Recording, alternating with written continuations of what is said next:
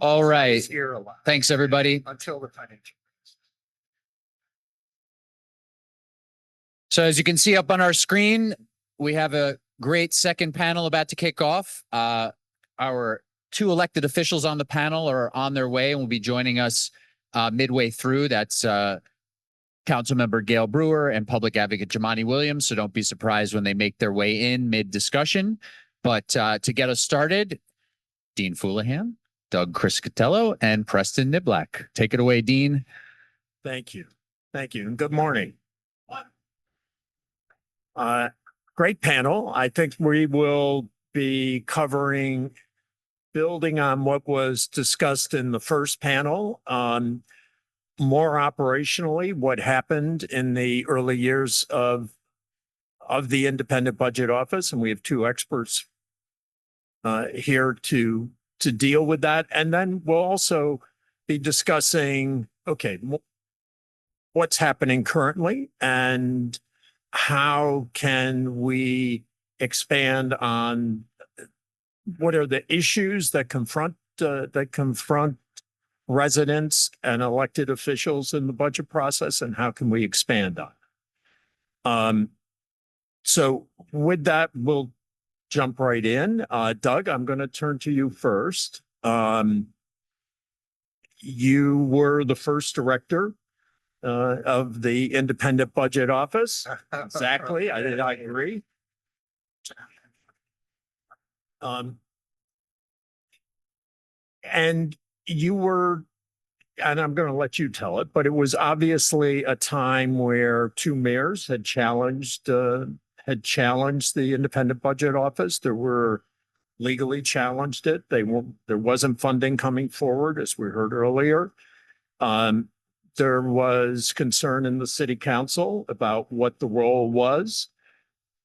And this was all happening when the 89 charter amendment, as we heard in the first council, really strengthened significantly the power of the mayor, not just on all policy, but created a very strong executive budget process. So with that, if you would just start to give us your observations, and let's take it from there. And I will add that you actually hired Preston. So this, and that was Best thing I ever did. so Preston can jump in as well.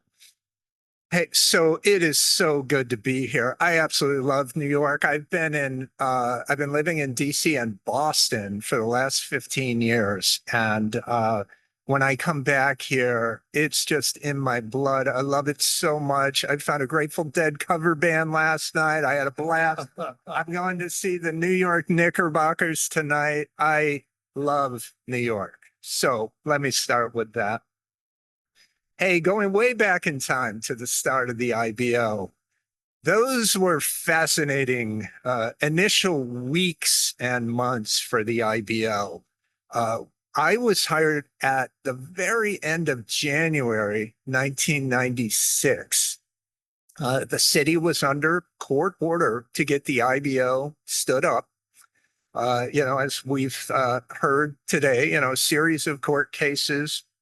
When I was hired, I was told, you need to get up here. There was a date certain. You need to be on the ground. Well, I got up here and I was basically standing out in City Hall Park. I was like, okay, I'm here.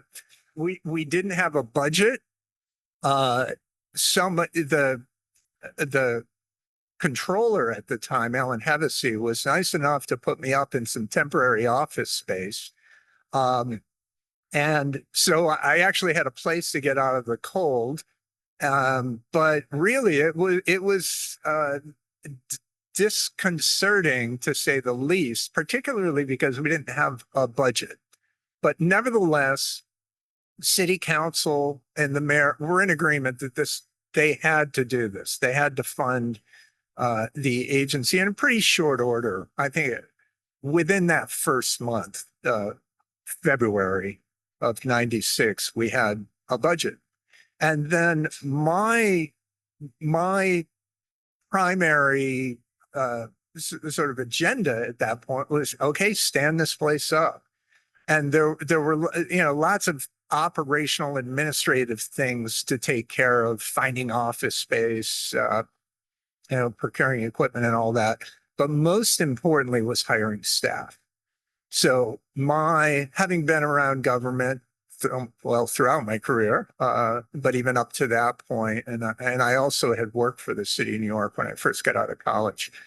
I knew it was important to establish the organization. Let's get some actual carbon life forms to populate the office, and we'll take it from there. Now, I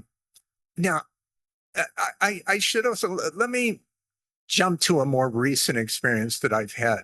So in 2015, I set up a center in Boston. That's why I was there.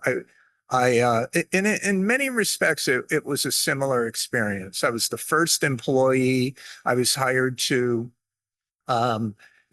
pull together a team to do the work. It's called, the place is called the MIT Golub Center for Finance and Policy. And the university that I worked at was incredibly supportive of setting this up. So I had all kinds of administrative support and beautiful office space. But when it came to hiring staff, I found my experience there was very similar to bringing folks on board at IBO. There was a lot of energy and enthusiasm about it. So during that initial month or two, I got a budget. I ran a big block ad in the New York Times looking for help, just and emphasizing in that ad. I wish I still had it, but it's like, can you do dispassionate, data-driven, evidence-based analysis? I want you. And I got a huge number of resumes. And this was, I guess there was email at the time, but I got a lot of resumes mailed to me. And I had a stack, an unbelievably thick stack. And I remember I was still living in DC at the time, so I was commuting back and forth on weekends. I'd go home. And after that added run, I had this huge stack of resumes. I went to go home on a Friday night, got to Union Station. My wife picked me up, and we went out to dinner, and we were talking about, okay, I have all these resumes to go through this week, and I got to do it. So we go to get in the car to go home after dinner, and our car had been vandalized. My briefcase was stolen. All of the resumes were gone. So, and incidentally, my wife was 9 months pregnant, and when she saw our car, her water broke. So we had a baby about 6 hours later. I'm trying to figure out, now I have literally no resumes. Here's the people that came to IBO initially. They're the people that followed up. They were so interested in working at IBO. They're like, why the hell haven't I heard from you? Those are the people that I hired. And it turned out to be a great thing. I have an awesome son, and I had the staff at IBO that initially came on board. And even folks that it emitted a very strong vibe, but it was just fantastic. Fantastic people were lined up to come to work at IBO, and any successes that we had in those initial years are entirely attributable to those fantastic people that joined the agency. Wow, I don't think we can top that story. But let's try. What other challenges were you confronting? And I think understandably staffing up being a major one, but what other challenges were you confronting? Yeah, so many, and people here today that were just terrific counselors, as I would say, people like Carol and I mean, I haven't made all the rounds, but so many people were of a huge benefit. But I remember a conversation that I had with Alaire Townsend, who was a deputy mayor in the Koch administration. And by the way, I have lots of good things to say about Mayor Koch and his council as well. But in a meeting with Alaire in those early days, she emphasized to me, and it was so true, that anything that IBO did needed to pass the so what test.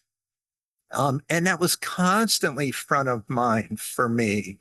And it was challenging to develop an initial research agenda. What are the issues we want to go after? What are those we can delay until later?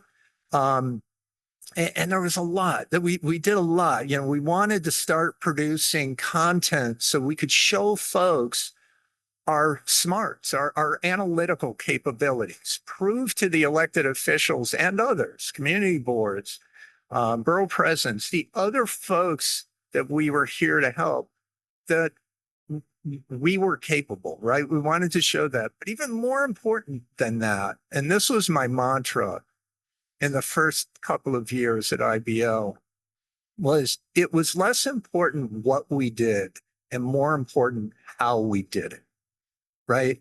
To convey that sense, I'm an alum of the Congressional Budget Office.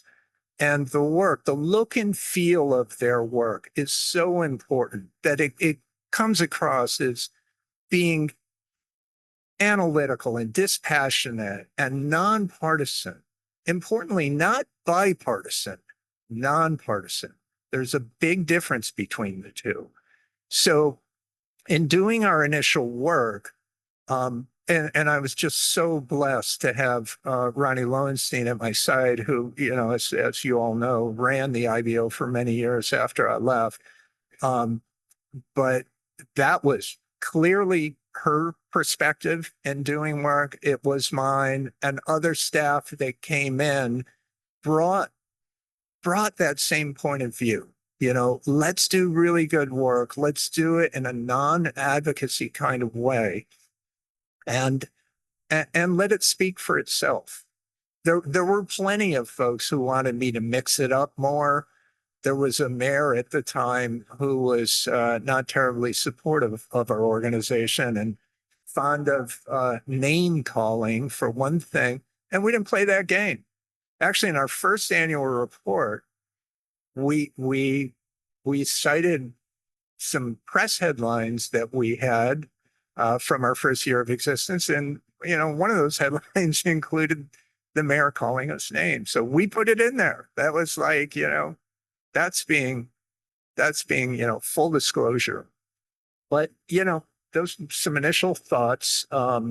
It was, again, and I could talk about the work that we did then. But it was, again, more how we did our work than what we did. So we've been joined by our public advocate, Q. And I'm going to turn a question over to the public advocate in a minute, but just, Doug, I want to finish on this, and then after the public advocate, we'll come back to Preston. But you had an antagonistic mayor, putting it mildly, and you had a council leadership that was concerned and confronted. While they had new powers out of the 89 charter, they were also confronted with a very strong mayor, where the mayor determined the revenues and had the foundational powers of the budget. And they were concerned about your role. How did you navigate? I think you've started to tell us, but I think it would be good just to at least in this sequence to understand how you navigate. Yeah, it was, hey, look, outside of the mayor's office, folks were very cordial with IBO. But the challenge, and I will freely admit that I wasn't successful in convincing the city council in particular to embrace IBO's analysis. But nevertheless, we did have there again, there was a collegial relationship between the city council and IBO. But we socialized, we were constantly looking for ways to become part of their process. It was enormously difficult. And I must admit, at the time, I reflected a lot on my days at the Congressional Budget Office. One thing I think a lot of folks don't fully understand in terms of the federal budget process is that CBO's role is entirely advisory. There's nothing CBO does that compels the Congress to do this, that, or the other. They can be ignored if the Congress so chooses, but the evolution of that organization over time, and CBO didn't necessarily have it easy in the early days of that agency back in the 1970s. But eventually they showed their mettle, they proved their worth, and folks started paying more attention to them. And that was my hope for IBO as well. But it was a bit of a slow, a slog, really trying to get there. Thank you. And we've now also been joined by Councilmember Gale Brewer. Thank you. We'll turn now back to the public advocate, and I know you're pressed for time, so we want to, and thank you very much for being generous with us with this time. As in your role, and by the way, I should thank the public advocate. You and the city controller appoint the advisory board, and I am the chairman of the IBO advisory board. So thank you for that appointment. It's really an honor to be able to still, in some capacity, serve the city. As your experience both as now public advocate and in the city council, and going very deep into budget matters, what's your perspective on the Independent Budget Office, its role, how it helps you, and how it helps you communicate to the residents of New York? Thank you for that, and peace and blessing, love and light to everyone. Every place I'm in now, I know there's some folks who are probably dealing with some stuff, so just reminding everybody, just continue to breathe, continue to breathe. We're still all in this together. Thank you for that question. I came into the council in 2010, and I will say when I came in, I thought IBO was actually an extension of the mayor's office, for lack of a better term. It took me a few years to really figure out that they actually do independent work. And I still feel that many of us that are not in administration probably don't use them as much as we could or should. And they, part of it is they can do something they can do some research that you ask them to do, but they're going to print it even if it doesn't say what you thought it would say. So you have to remember that. But I do think it is really beneficial. And my office is now trying to find more ways to actually engage. Other public advocates have, done reports or requested reports. We haven't necessarily yet, but we have used some of the information that they put out to help push back on the things that we think were wrong in some of the things that the mayor in particular was presenting. The most recent example is kind of the overestimation of how much it was going to cost the city with New Yorkers. It was way overly inflated, and the IBO kind of backed up what most of us had thought in the first place. And of course, it turned out that we were correct. While it did cost them so much, we didn't have to make a bunch of the slashings that unfortunately the mayor made and then had to reverse, which causes a lot of harm. So I always find that it is extremely helpful to have an independent budget office, as long as they're actually truly independent. It took me longer than I care to admit to actually realize that this is actually a space that you can get a lot of information. I don't think that if the elected officials don't know, my guess is that most of the residents of New York City don't know. So we're really trying to figure out ways of how to get that information back to the people who need to hear it. my office is just thankful for the work that I do. I've been really trying to find more ways to engage to get that. Are there specific process changes or things you'd like to see different in the budget process? And where IBO also could play a role, but or more generally? Well, in the city council, one of the things that was really hard to the mayor just had a tremendous amount of power. So if I was to look at changes, it probably would kind of rebalance some of the power into the council.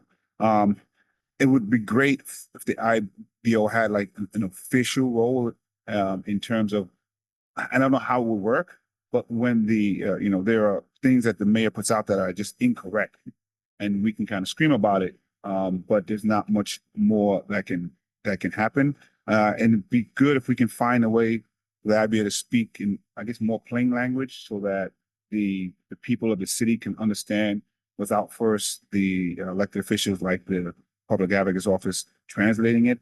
I'm sure, the advocate would love to have a little extra money if they could to do some of that stuff, but we all wish we could. I think the model primarily is problematic because of how much strength, and this is any mayor. I have a particular, thoughts about this current mayor, but any mayors in particular, I think the main problem for me is how much power sits in the mayor's office, particularly when it comes to. Okay, thank you. Very helpful. And council member, and you have interesting experience here with Ruth Messenger was on the first panel and talking about the creation of the Independent Budget Office. And then you've seen it both now twice as a council member and as borough president. Your thoughts on, and you're a huge champion of the IBO, so I should say that right at the beginning, but your thoughts on the IBO and the role it fills in this process? I love Jumaane Williams, but I knew that damn IBO had nothing to do with the city government, just so you know. Because I was there in '89, when Ruth Messenger was there, and because I'm tier 2, I just missed tier 1 by a tiny little bit. So I'm very excited. I'm tier 4. This is so rich. the issue for me is very specifically. First of all, I adore IBO. We call them at least once a week for ideas about what they could help us. And I'll talk about some of the ones that they've been kind enough to do. And I think it's a good model that they are based on the OMB budget so that they don't get cut, just like other agencies. I wish that some of the other oversight agencies like Board of Correction and CCRB and others had that same possibility, because it really makes a big difference. You don't have to spend most of your time, advocating for more funding. So that all by itself needs to be something that other oversight agencies have the same. I oversee an oversight committee, oversight investigations, DOI, and they are so bereft of staff because they do not have that same. And goodness knows, as a public advocate knows, there's lots to be investigating. And they need more staff. So, but in terms of what I think it's a great model. I, as borough president, and certainly as a council member, having been on a community board and often had the opportunity to appoint community board members and go to all the meetings, I think I'm the only person who loves community board meetings. Nobody else loves. I love community board. But the issue is they need a lot of help because it's a lot of change. And I think it's a stupid charter that 8 years is max for a community board member, but that means there's going to be turnover. They don't know the budget well, and IBO should be part of that process, integrated completely. And I think we talked to a lot of the managers in Manhattan, 3/4 of whom are former Brew Crew. I just want to let you know that. But the issue is they need to be part of that. And I think more in an institutional way, and perhaps that would meet, as the public advocate indicated, more funding. Second, the borough board, same issue. Borough board, of course, as you know, is all of the council members for that borough and the community board members. And on a regular basis, again, funding being what it is may not be possible, but on a regular basis to be briefing the members on the budget, because you would think that, it's a once a year, you don't need that much training. Oh, yes, you do. And in both cases, both for the budget consultation that the community boards have to do, they go on a regular basis to meet with the different agencies. And, they usually select a few people to go to the agency. And it's really, if it's not a good fit, meaning the person from the community is not up on the budget, it's a one-way deal. And the agency is going to be able to give a presentation and there won't be much dialogue because there's no understanding at the community board level. Unless you have a district manager or somebody who's been on for a very long time, there is a change and there's not the expertise and the knowledge. So I would say on both budget consultations from the community boards, on the borough board, and then there's just trainings.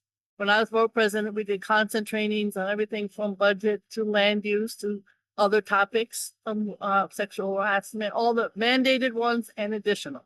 So the IBO would be the one that does it on a regular basis, because then you get used to what is the question that's coming from the community board and what they need to hear in order to have a better ability to advocate. The community boards do put out a district needs statement, as you know. How many community board members are here today? Well, they put out a district too in the back. So they do put out is that Mark Diller back there? He knows everything. The issue is when you do your district needs, I've read them over the last 20 years. Unfortunately, they're very general. We need more affordable housing. That doesn't mean a damn thing. You got to be able to have enough budget and land use and policy knowledge to say what kind of housing Community Board 4 is perhaps a model for that. They went to every location. So I would say just the other issue is data. This administration is terrible about giving us data. And so there has to be another way that, I believe the public advocate, the controller, IBO, all supposed to get on a regular basis. It's not happening. So the question is, sometimes I'll ask for a report and they'll say we can't get the data. So if they can't get the data, who can get the data? That is not acceptable for the public. So how do we work with IBO in particular to mandate that data is available, if that is what has to happen? So those are some of my ideas. I do focus very heavily on the community boards. I think they play a huge role. And I also think that IBO does need to have more presence, because the public can ask for a possibility. We've asked for so many studies. They've always been excellent. The most recent one I did, which got a lot of press, was why are we not collecting the money that is owed to the city of New York? It was just like 3 or 4 agencies, $2.1 billion, not paid. So that's an example of what they could do. Of course, they didn't have time or staff to do all the agencies, but 2.1 is a lot. So that's an example of an incredibly good report that got a lot of press. So I hope that's helpful. IBO is necessary. I think they need to be more embedded. They need to have the opportunity to do that, perhaps on a mandated basis. Really helpful. You've both given Louisa and the staff a lot of new things to do. So we know the future of the IBO can be bright. One of the other issues that you've advocated on is transparency in the budget process. You want to speak to that? Both of you, really. Well, the transparency is 100% key, and that's why I think that IBO is particularly important. As you mentioned, there are a lot of claims that are made out there, but I think something happens to folks when they become mayor. They just go crazy with this stuff. But it might be the water. Is it on that side? But it's so helpful when many of us are saying one thing and the mayor's office saying nothing. The asylum seekers was one example of that. We had another example of how much it was going to cost when the city council were trying to make changes to city FEPs to try to get more people access to housing. There was an overinflated cost that the mayor said was going to happen. And the IBO was able to present an independent thought that showed that this wasn't true. And so I think the budget is probably the most important thing I think actually the council does and government does. And it's the thing that people understand the least. And so really having the IBO literally kind of be able to fact check in real time in certain ways some of these claims, I think would even be better. Trying to figure out how to involve that in the budget process more in a way that the public sees. Because the public generally doesn't see what the IBO says unless it's Gale or myself or some other folks really lifting it up. And I think it'd be really important because the public just kind of sees the news banter and back and forth. And the mayor saying we got to do all these cuts and we have to do this, and the city council saying no, we don't. And finding a way for the IBO to break through the noise without some of us pushing in a way maybe that's mandated somehow, and that making the cycle as well would be extremely important. I think that's the biggest thing. But IBO provides transparency into a very big process that's complicated, but it's probably the most important thing, and it's the thing that affects folks the most. It's certainly true. I mean, the IBO, when they are presenting both preliminary budget and the final budget, their analysis, it's taken very seriously. People read it. Unfortunately, I don't think it's something that is in all the daily reading of so many New Yorkers, but it's like, you know, the good housekeeping seal of approval because it is so independent. And so, you know, it's a city agency, but not a city agency. It's an independent, it's so appreciated. But I do want to just say one more thing about how hard it is to get information, because just to give an example, the Department of Investigation is $45 million budget, and the city's budget, as you know, is $109 billion. So they're looking at all employees, look at the challenge in terms of their budget. The Board of Correction is $3.4 million. That's just for the board that oversees the Department of Correction and Rikers. And the Department of Correction is $1.1 billion. Civilian Complaint Review Board, which you hear a lot about, is $22 million. And of course, the NYPD is $6 billion. And then this is really amazing. The Special Commissioner for Investigation of the School System is a $6 million budget and a $39 billion budget for the Department of Education. And I say all that because you do see these organizations, if they had real oversight, working with IBO, they could be much more transparent for people who are trying to understand what's going on in these agencies. So I want to just bring that up because this oversight is not really able to do their job. All right, thank you. Could I add one thing on transparency and public education? I think it's so important. I don't think anyone yet has referenced the editorial headline in the New York Times after the 89 revision, and talking about IBO is referred to as the People's Budget Office. And that wasn't a reference to any kind of communist leanings. It was focused on the fact that the charter stipulates that it's the role of the IBO to enhance official and public understanding of fiscal issues facing New Yorkers.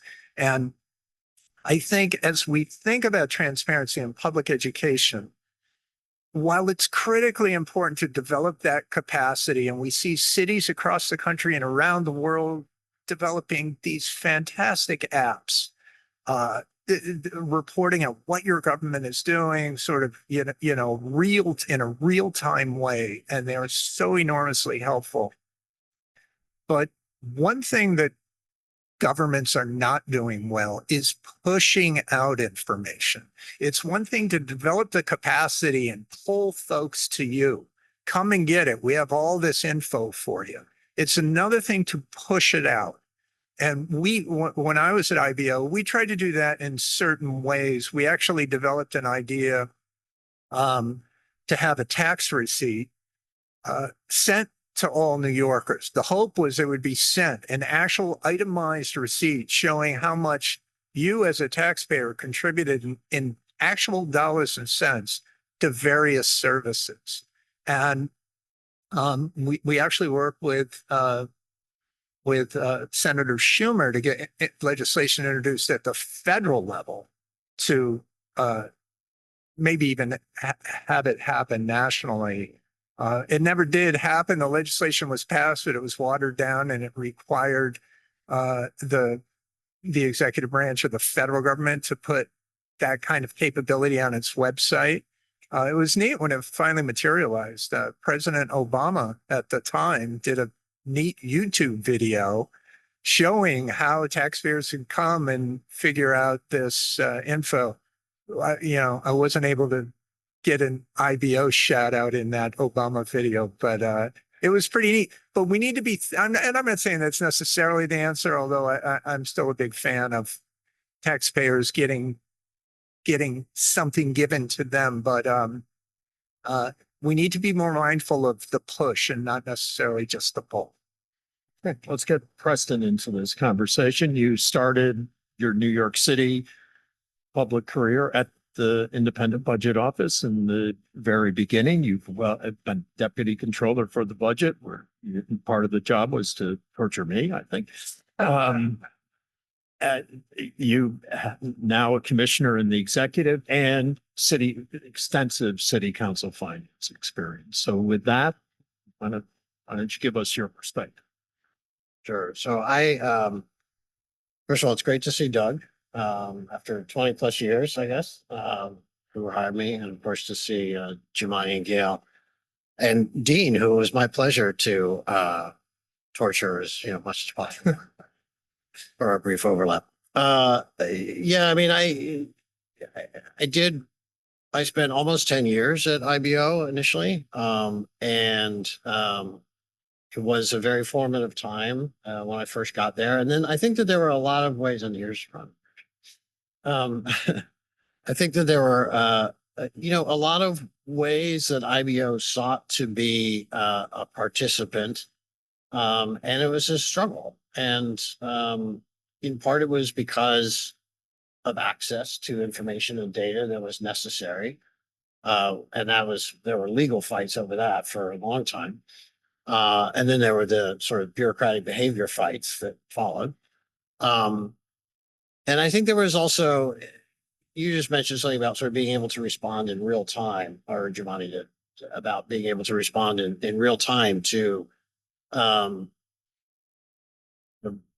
discussions that are being had about the budget. That's a challenge for IBO. And I think there was always a little bit of a tension between sort of being independent, which meant taking a step back and not being too in the fray, and having the understanding necessary to really be able to speak to the issues in a way that was credible, complete, that had the right context. I mean, I worked on a couple of issues when I was at IBO. One was about the cost of recycling when the solid waste management plan was being debated. And who remembers that there was a solid waste management plan? Very hot button issue. Mike McMahon and I, because he represented the district that contained fresh kills, he still likes to bug me about it today, about how I was wrong in all my analysis. And my future boss one time told me at a hearing that my analysis was wrong, and Chairman Chris Quinn told me to go back and do it again. So it was, it was fun. But to be able to, Gale talks a lot about data and information. I think one of the important things is information is not necessarily useful without context. So I want to start by saying, meant to start by saying that obviously I'm here speaking on behalf of myself and not on behalf of the Adams administration or the Department of Finance. But speaking of the partisan, speaking as Commissioner of Finance,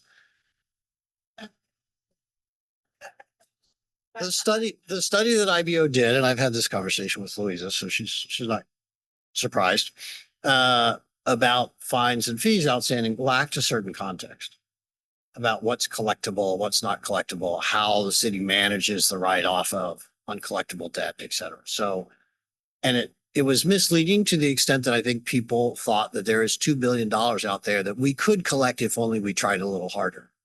That's just not right. And I think that was data that was not fully contextualized. And I think that's part of the challenge. City agencies are very complex. And I think one of the big impediments to public understanding and official understanding, and this was something that I really grappled with as council finance director, the budget that is presented is the budget that was put in place in the late 1970s, early 1980s. It's a structural fiscal control budget. it's not a policy document. And you can't see in the budget that is presented very well, sort of the policy choices are hard to see unless they're kind of articulated separately. And, commissioners come in and we do our dog and pony with the council to explain what's in our budget and what's changing and what we're doing. But the structure of it does not lend itself to easily seeing what's going on in any particular agency budget. I run an agency with a staff of 1,700, annual budget of $350 million. It's not the biggest agency, but it's a moderate sized agency. We do a lot of different things. The dynamics of our budget, there's the big picture, about how we manage our budget. And then there's all the little pieces. And I have a fairly simple budget because it's all city funds. We don't have to draw on federal or state or any other sources of funding. It's very difficult to really understand what's going on in a particular agency budget without knowing a lot about the agency. And I think that's one of the challenges that IBO faces always, is to sort of how deeply can you understand something? And in order to be able to respond meaningfully in real time, you do have to be able to sort of have that base of knowledge that you can quickly draw on and comment and provide some useful insight. I'll stop there. That was a lot. Yes. So I don't want to get sidetracked into individual reports. I'm done on that one. Thank you. I'm not. I knew Gale wasn't. I knew, and I'm not either. But take us back to your observations in the beginning of the IBO and what you were seeing, given what Doug had said, and then I think we can come back to Preston. I think it would be good All to right. just finish that. I didn't mean to jump that forward historical 20 years. perspective. I think one of the things that struck me right away is, in my head, at least, I had the model of the Congressional Budget Office. So when I was in graduate school getting my master's degree in national security studies, I screwed up my internship between my first and second year. And my advisor said, well, I have something, you're not going to like it. But there's an internship at the tax analysis division of the Congressional Budget Office. And I was like, that sounds horrible. And I went, and it was 1985, and tax reform, it was on the table in a way that it has never been since. And it was fascinating. So then, but I was like, okay, well, I'm doing my national security. So I went off and I was this, defense analyst for 10 years. And then I came back to what I was actually really interested in. And it was not a waste of 10 years by any means, but in my head, I had CBO as the model. And I think one of the things I realized early on is that CBO had kind of a captive audience. They might or might not listen, but Congress owned CBO. Nobody owned IBO. And that was part of its problem, is that nobody was invested in getting something out of it. And I think that was, for me, the thing that we struggled with in the beginning was who is our audience and how do we speak to them and what do they need to hear? And I think there were opportunities for doing public enhancing public understanding, which we did with like the budget roadmap and things like that. And there were ways to weigh in on particular issues when we were asked, and sometimes when we weren't, or when we were even asked not to. But that was kind of the struggle, was how do you make yourself relevant when you are independent to the extent that nobody necessarily owns you or even wants you. And that to me was kind of the big challenge that we faced. And we weighed in on some really good stuff. I mean, I mentioned the analysis about the solid waste management plan. One of the first big analyses I did was about the cost of a lead paint removal law, where Harold Schultz at HPD and I, knocked heads for a couple of years. And that was important. I thought that was a place where we actually were able to make a contribution to say, here's what the administration's saying. Here's an analysis, a solid analysis, where you could pick apart the assumptions if you wanted to. And we arrived at a different conclusion. That was for me, that was like what we were supposed to be doing. At least one of the things we were supposed to be doing. So let's follow up on that with others. This question of ownership and who IBO is working for. Thoughts?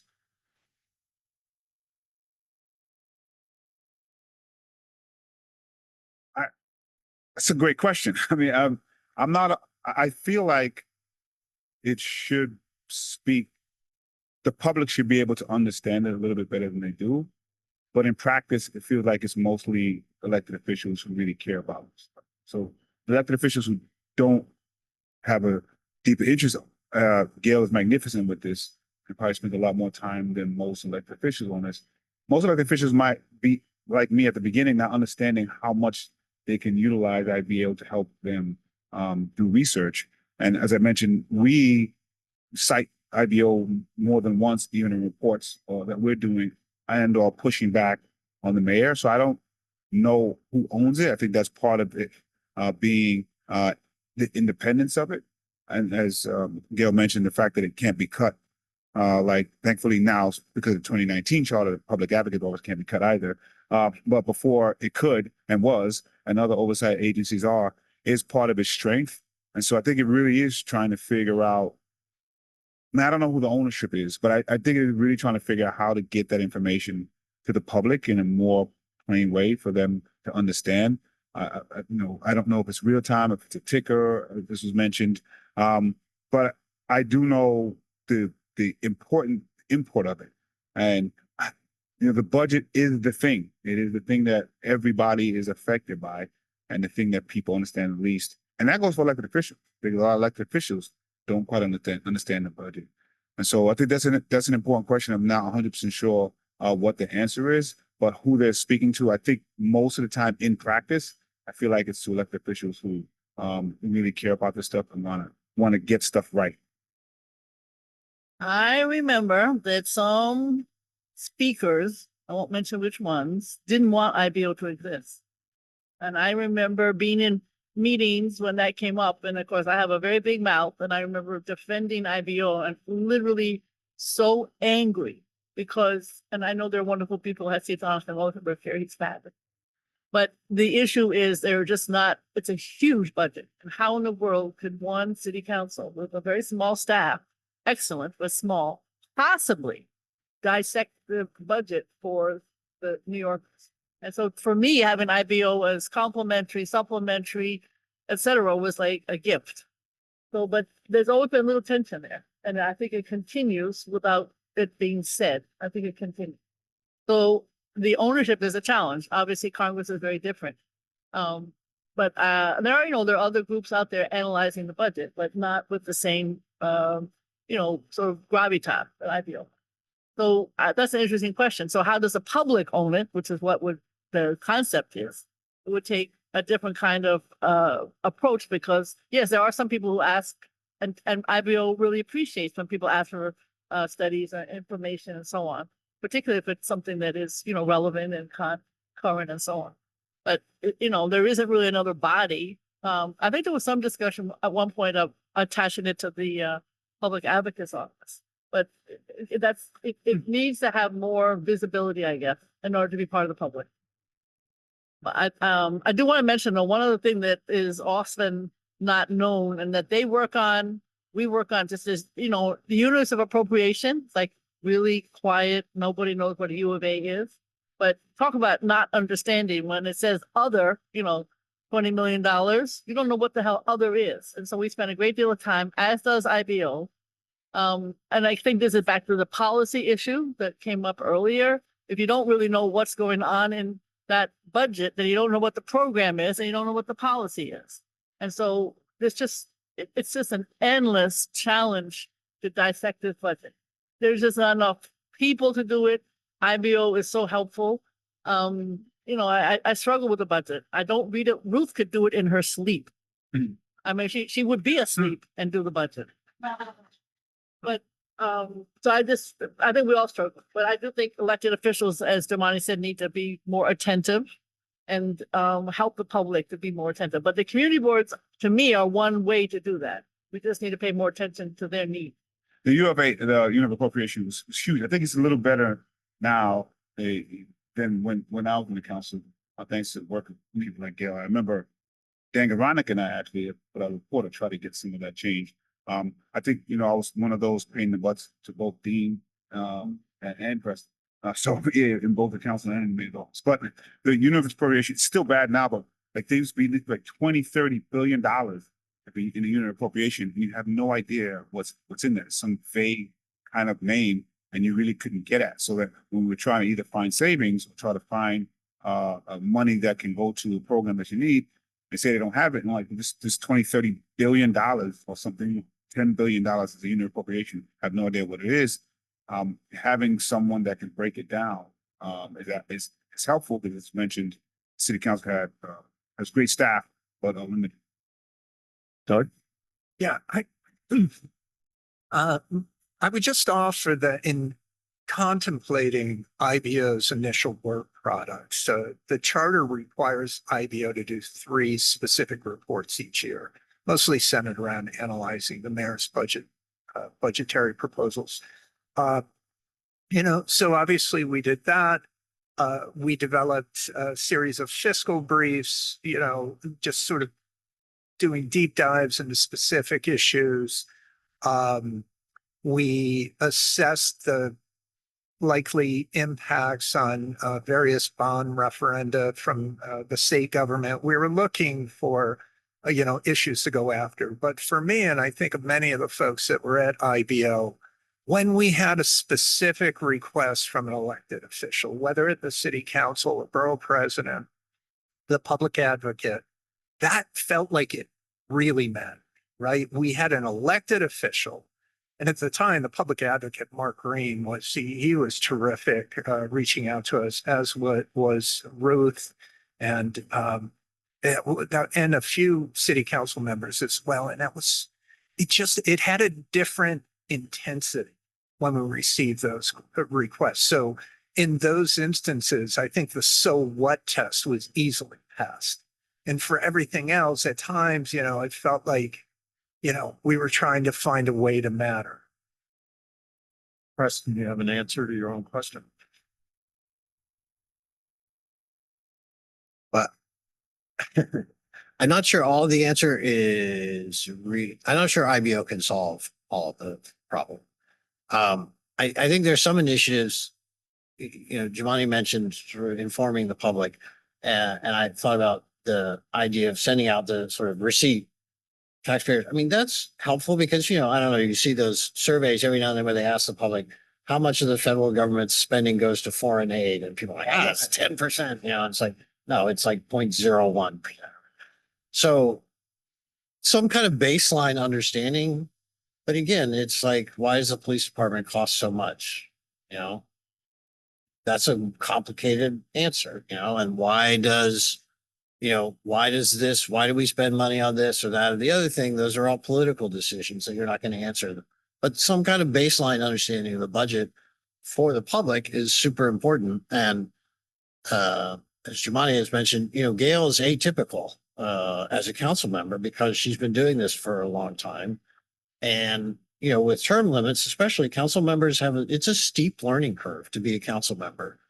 And there's a lot, especially if you're chairing a committee, sort of getting on top of the budget or even the budget of your agency is a lot of work. And that's where I think, sometimes more informal interaction with the council staff and the council committees, which are really sort of supposed to be at least the locus of budgetary decision making and in the city council, would be a way for IBO to sort of lend some additional help, expertise, et cetera, to the process.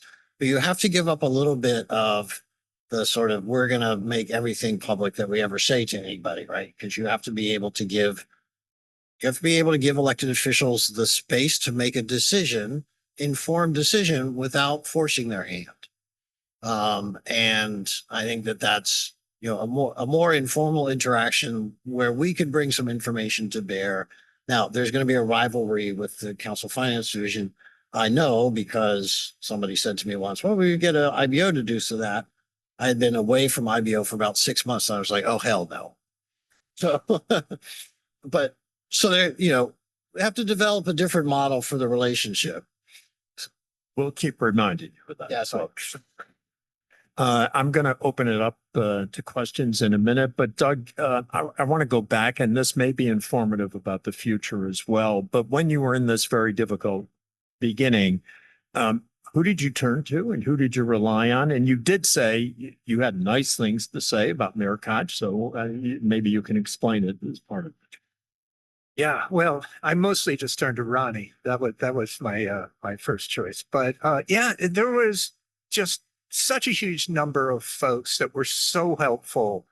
I know Gene Rushinoff has been mentioned a number of times, and his colleague Chris Meyer at NYPER were incredibly helpful. And I know I'm going to forget people here, but the Public Advocate's Office, Mark Green and Laurel Eisner, were just so helpful in getting this underway. The borough, Ruth Messenger and Freddie Farrar in particular, Frank Morrow and Jack Krosskoff, Del Forsyth, the list goes on and on.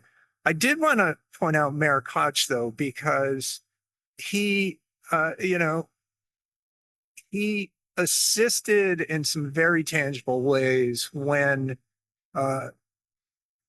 IBO was really under threat. I mean, there was some movement on the part of the mayor's office in the late 90s to have the state government abolish the agency, and former Mayor Koch really helped us to galvanize support, pull together even a broader group than the one that was pushing for full implementation of the 89 charter revision. So had many, many conversations from him, and he connected us, into a broader network that I think, ultimately it was helpful in fighting those battles in Albany. And we were up there occasionally. It's kind of tough, we're never advocating, although, that was, even that was a little tricky. Wanted to do I remember kidding around about doing a cost estimate of the likely savings from abolishing the IBO, right? So, but yeah, we did go up, look, we had to do that. We had to advocate on behalf of New York City voters that wanted an independent. Thank you. It's a pretty exceptional list you mentioned, including, I'll do a shout out, Frank Morrow, who I worked for very early on in my career. So thank you. So let's take some questions.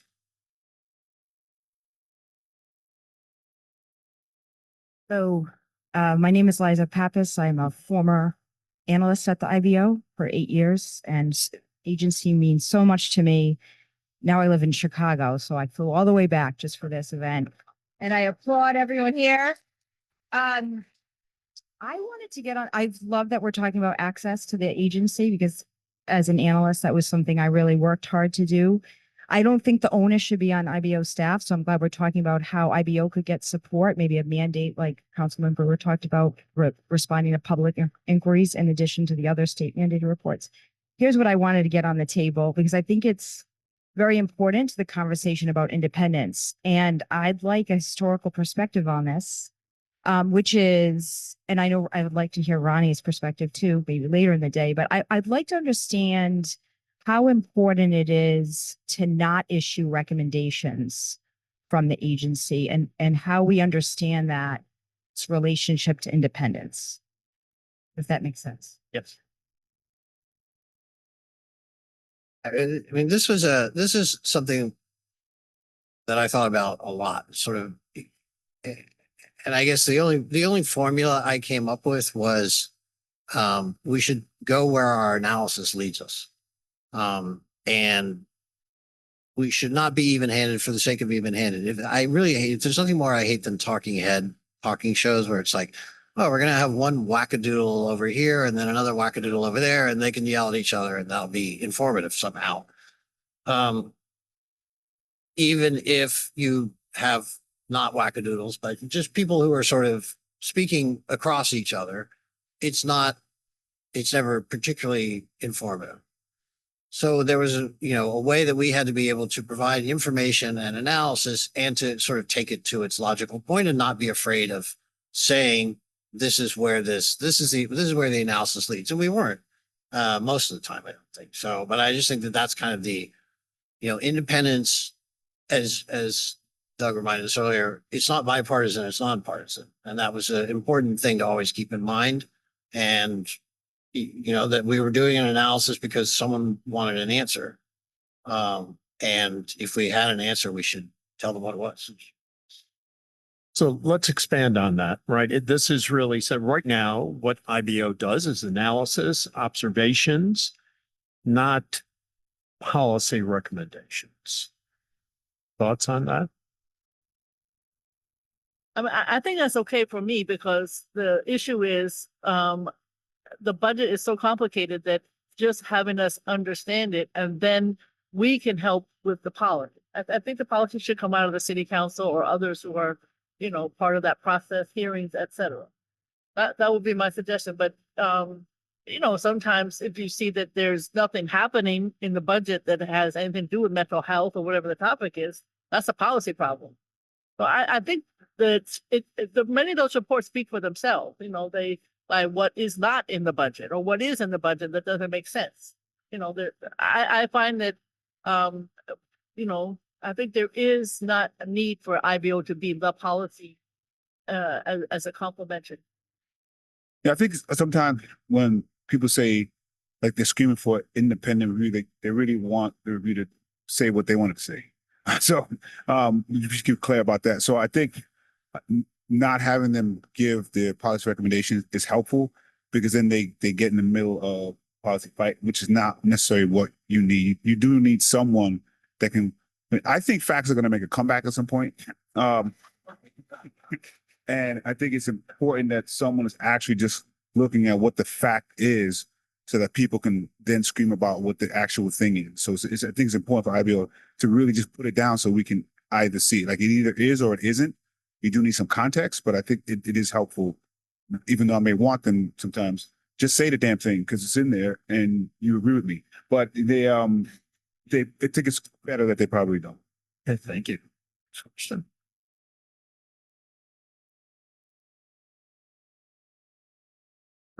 My name is Robin Spat. I'm Beverly Spat. We couldn't hear you. I apologize. Beverly Yes. Spat's daughter who was on the city planning commission. Got it.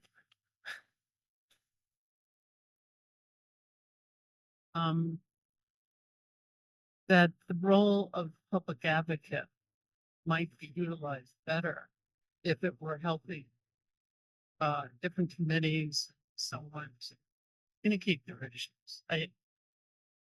Nothing personal there, but rather than being a politician, assisting people kind of public advocate. And he also helps constituents reach out to the agencies as well, which are sometimes hard to crack with their problems. And so I was thinking, I'm just putting that out. Perhaps that might be a way for the public. I know it's open for interpretation how the public advocate does his job, but that I'm just throwing that out, that perhaps that would be much more helpful to the political process that everyone faces in terms of communication of information to the public, to each other, and so on. Just so I'm clear, so you're saying public advocate would be appointed as opposed to elected? Yeah, as with the same process, but like I said, the way I've seen that job, it's open to interpretation. Everybody seems to do it differently. Some people are politicians, some people are people that help facilitate issues. It's all done very differently. I'm suggesting, hearing so far, perhaps in a later event, it might be more appropriate that role be done not as a politician, but as a facilitator, mediator, assist people to get politicians to get their issues out, committees to get their issues out, and constituents to get their issues in to the different agencies. So I don't like politicians. I'm an elected official. I just so Yeah. that's why I usually call myself. But Still are Um, interpreting. yes, no, absolutely. No, I understand what you're saying. That's I why I'm saying all of them are elected, but I'm Yeah. saying interpretation of I think might be different. 100%. Thank And you. I definitely appreciate that. One, just so we're clear, I didn't bring it up here, but we always want more money too. So we have less of a budget than most of the the borough presidents. So our budget is lower than almost all, probably even Staten Island. So we have a very small budget in comparison. And so something that we need more. We actually have an unfunded mandate with something called COPIC, which deals with public information. It's very hard to have meet because there's no money for it. So we actually do what you're saying when we give a report to the city council. I think we just gave one actually. The city council do that with thousands of residents per year. Happy to try to do more, and actually happy we're trying to figure out how actually to work more with the IBO based on the budget that we have. I hate to say that we would definitely we need some more money now. We definitely need more money to do some of the things that you're saying, but we are trying to pivot to figure out how we can use the IBO in that way. But we already do some of what you're saying. I like Mark Green as well. I think we're pretty cool though. But thank you so much for that suggestion. Can or does the IBO decide how much funding the city agencies get? No, that's not the IBO's job. That's more of the elected official or politicians, depending. How you view- It's decided by the city council and the mayor when we pass a budget. Let's answer your question. Thank Okay. you. Thank you. Everyone. My name is Celeste. I'm the district manager of Brooklyn Community Board 4. And on the first panel, Gretchen spoke about meeting people where they're at, right? This really intentional engagement. And it's around, making sure the community knows what's happening with the charter of vision. I'm curious if there are examples of IBO continuing those efforts once it was formed with community boards or other community-based groups. Well, I just read our annual reports from my time there.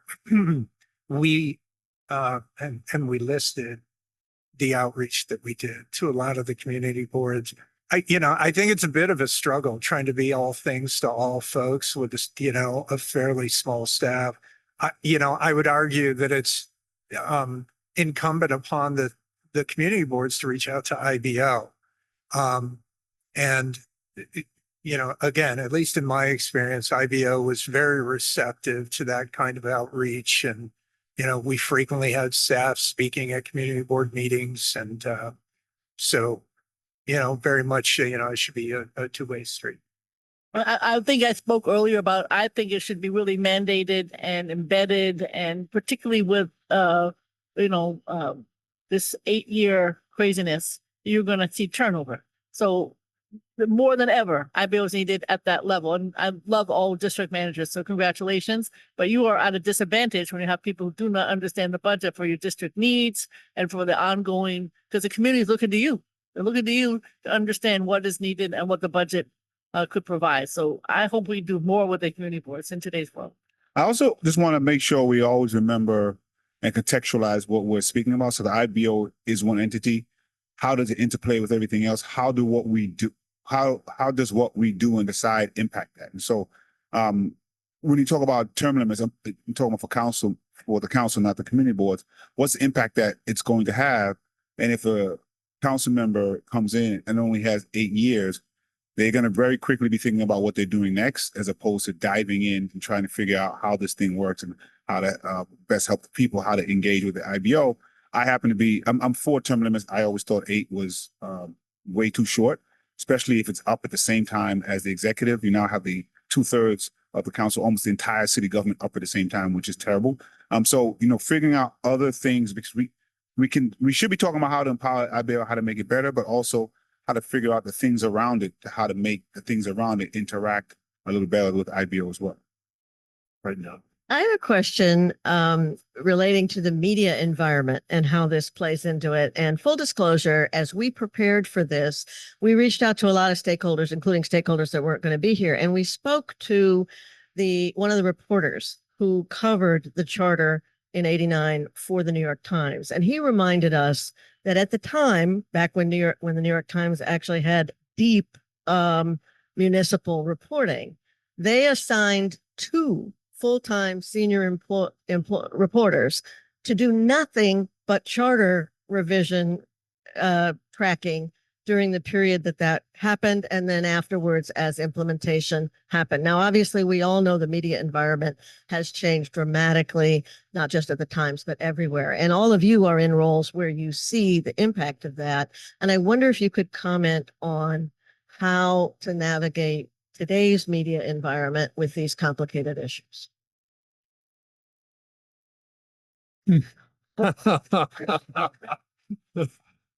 worry, you get lunch next. I mean, like I said, I believe facts will make a comeback or something. This is we have seen the impact of the media cycle about a week ago. People get their news from I'm still calling it Twitter. People get their news from Twitter and social media from people who have done no research at all. And so that has impacted the media cycle completely. Trying to figure out how to get local news to do what they used to do when people are not paying them to do it is a very difficult thing. And I'm not sure what the answer is. Lifting up and supporting things like the IBO becomes even more important, because as was mentioned, you throw something up on Twitter, and without any context at all, it gets a mind of its own. And so just having more entities and people who literally just trying to present you what the fact actually is, I think is the most helpful thing we can do right now. And just for different conversations, supporting local media as best you can. I mean, I'm guilty of just kind of clicking off that thing when they ask me for money when I'm reading their article. Like, we probably shouldn't do that. They're providing some content that is important. But I think, again, it's not just a one answer. Like, I don't want to get too clear, get anybody in trouble, but we now have to take a moment, breathe, and figure out how we're going to create infrastructures so people can get real information. Because what's happening is us as elected officials, we're really good at getting people's emotion to override their intelligence. And we got to figure out a way to how to not ignore the emotion, because that's a problem as well, but how to get entities to really push out information that people can absorb really quickly, so that happens less. In our city, it's also the language issues. You have many languages, and having to communicate in all of them is relevant more than ever, I think. So that's one place that, again, funding is necessary to do that. Second is, I think that, in today's world, at least speaking from my perspective, where immigration, migrants, quality of life, public safety, what people, more or less are talking about, transportation, et cetera, making those issues as front and center as possible in terms of the analysis that you're doing. Because then that's what is going to be looked to, at least from my perspective, for the future. In other words, what is the topic that is going to be most concern to people, and what's the budget implication for that? And then you have to tell them, I don't know, people in advertising know better than I, 7 or 8 times, because they don't remember yesterday. And they have to tell them in different ways. So you got the language issue, you got the many times to remind them, and then topics, that they're interested in. And that we as policymakers are going to have to figure out how the hell are we going to make sure that the issues we care about get front and center in the right way. That's what I would think of. It's a different world. But just to add on, understand what we're up against, right? So in Florida, there were people threatening meteorologists because they were controlling the weather, not because of climate change that is causing more hurricanes. That's what we're up against. Now, more localized, we had a mayor fueling. I don't know how deep I can get, so I don't get. This is just me. We had a mayor fueling people's emotions, and so people let's say long-term New Yorkers were very angry.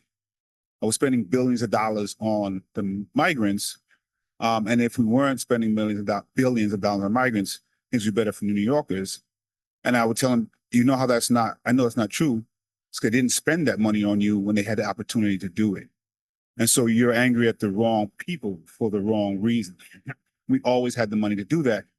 It was helpful to have an IBO say that even the money they're saying we're spending is much more inflated. So perhaps that lesson that helped prevent more false information and more fanning of the flames that might have occurred, and actually helped, I believe, other parts of the government push back on what was being said at a moment in time. And just as an example, the schools have benefited tremendously. And so an example is how the schools budget wise have benefited, how the communities have benefited, et cetera. So all these good news stories are also part of hopefully what we can go forward with. But without IBO, we don't have the stories necessary. All right, well, excellent observations to end on. As was a wonderful panel. Thank you very much.